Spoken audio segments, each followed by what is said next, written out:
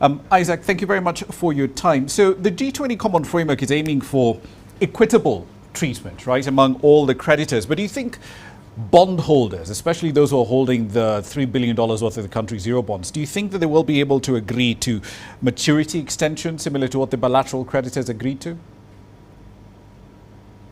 Exactly. They have to do so because we are working within the common framework, and that is the barest minimum that they can do. So far, it's been heard that they are almost conceding. They are willing to give Zambia a chance so that we are able to repay our debt.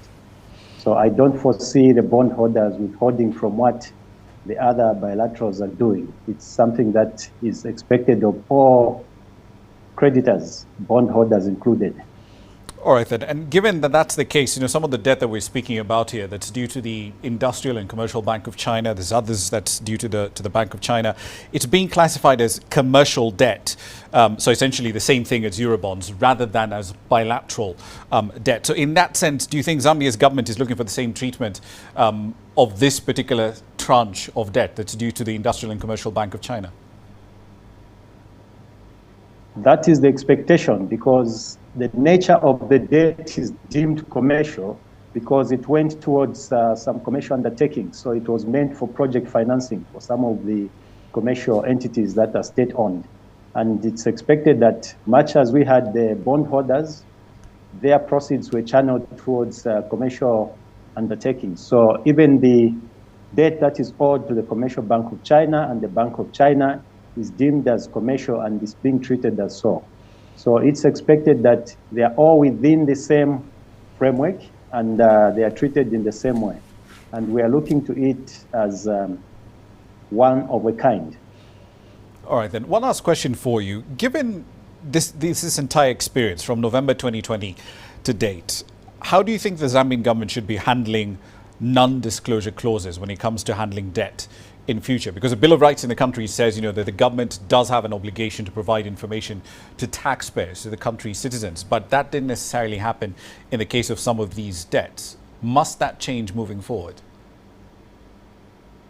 I believe this calls for an exception, because if you've signed up to a non-disclosure agreement, you're supposed to abide by it. Even the law recognizes that. So the Zambian government is not compelled at this time to disclose all the full details of these agreements. They can make an exception which is acceptable, and Parliament is informed and they will as well agree to that. And so far we're seeing a situation where even in the past we had what we call development agreements. Those were deemed to be done in a different way. But this time around we understand that there are a multiplicity of creditors and each one of them is being treated separately, and we're going to have individual agreements, but within the common framework. So as long as the principle is agreed, and then within the context of each individual creditor's portfolio, we agree that we're going to hold, a non-disclosure arrangement based on the clauses in the agreement, that will be sustained. So the government, much as they want to be transparent and accountable to the people, they will explain that, and it's expected that the people understand that the element of confidentiality is paramount, and it's part of the engagement that are going on, and with the blessing of the people as well as Parliament subscribing to that, it's going to be deemed as a necessary exception. But why is because it? The government but why is? Sorry, just that. to interrupt briefly here. But why is it that the fact is that these projects are essentially going to be paid back with taxpayers' money? To the extent that we're making an exception and saying no, you taxpayers can't know what we're doing as a government with the cash that we're essentially taking from you. How is that justifiable? Because it's taxpayers' money that we're using here to pay off these debts. Don't they have a right to know what their money is doing? They have a right, but they elected the government, and there's an element also that comes with trust.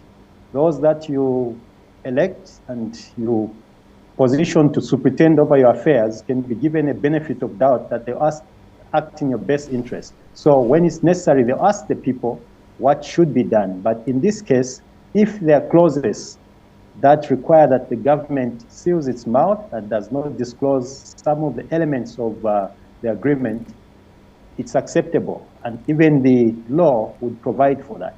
So it's all about getting this through Parliament. If Parliament agrees, because those are the elected representatives of the people, And the people also understand that commercial undertakings sometimes require some element of confidentiality, because we do not want to breach that and, go against what is agreed upon by the different creditors. It can be deemed so.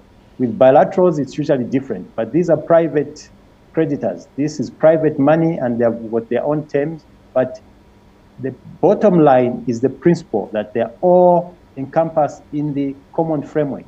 So the baseline principle is what is going to help in this situation. We just had the Minister of Finance this afternoon explaining these issues, preparing so that we can even manage expectations. So even the non-state actors, civil society, they are on board, they're engaged in this process so that we do not have a contentious outcome. This is something that is necessary for the country to unite, because it is deemed that it's going to work in the best interest of the country. So I don't see it to be a problem, as long as government remains resolved and does what is right for the benefit of the Zambian citizenry.